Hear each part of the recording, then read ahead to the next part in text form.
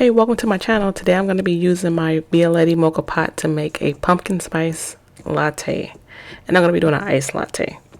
So now, if you know anything about a mocha pot, this is an Italian espresso maker, or you can call it a coffee maker. But it has a chamber, a water chamber, and this is the funnel where you put your coffee grounds. And then we have the top chamber where the coffee pours into. So this is a real easy way to get a nice strong brew of coffee or espresso. The mocha pot size that I'm using is a 3-cup mocha pot, so you can get about 3 cups of Italian coffee, an Italian sized cup of coffee, and that's probably about maybe a little bit under 6 ounces of coffee. So I'm going to start off with my Italian roast coffee. These are coffee grounds that I got from Starbucks, and the beans were already grounded for me. And I'm going to start off with measuring out my coffee grounds, and I'm going to use about 2 tablespoons of coffee grounds. I do try to use my scale to get the exact measurements, but I think my scale is kind of off today. So I'm just going to use 2 tablespoons of coffee grounds.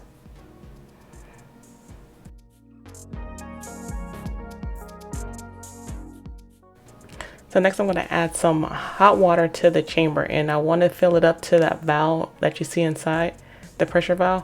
I'm not going to go past that, so I'm going to just go right underneath that, and that's roughly about maybe 4 ounces of water.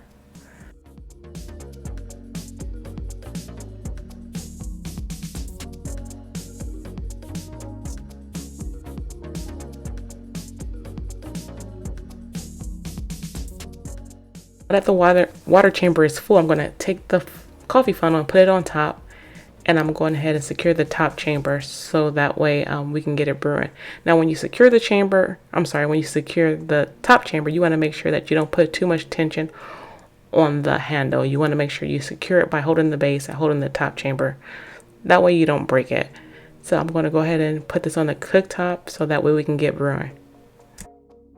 So I'm going to set my stove at medium heat, and it should get brewing in about 2.5 minutes. It doesn't take long because I did start off with hot water, so it should take hopefully about 2 minutes, and we should have our brew.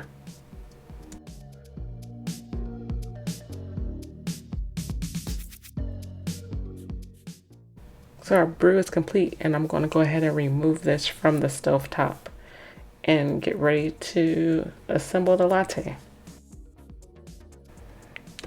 So I'm starting off with 1 ounce of heavy whipping cream, and I'm going to add an additional ounce of coffee creamer, and this is going to be for the topping of the latte. And I'm going to use my hand frother to mix that so that way I can get a whipped topping.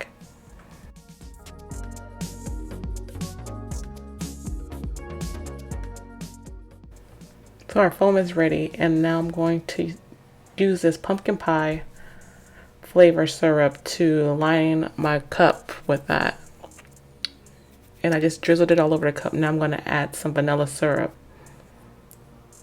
and I'm going to use about a 1/2 ounce. So I'm adding ice, of course, because this is going to be an iced latte, and if you want it to be hot, just omit the ice, don't use the ice.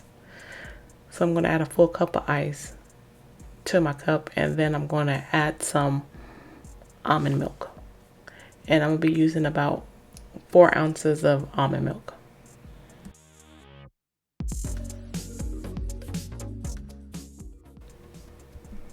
Now it's time for me to add the coffee. I'm going to just pour this, our espresso, I'm going to pour this on top of the ice and just kind of create the layer between the almond milk and the coffee. I'm just going to allow it to float on top. And that's really it. Now I know that the coffee is coming out hot, but the coffee does brew extremely strong. So with the ice in the cup and it's diluting the coffee a little bit, it's just going to be a perfect latte, or perfect iced latte.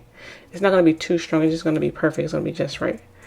And then of course the ice will cool it down. Now I'm going to add my sweet cream foam on top, and then I'm going to drizzle some more of that pumpkin pie sauce on top of my sweet cream foam, and I'll be done.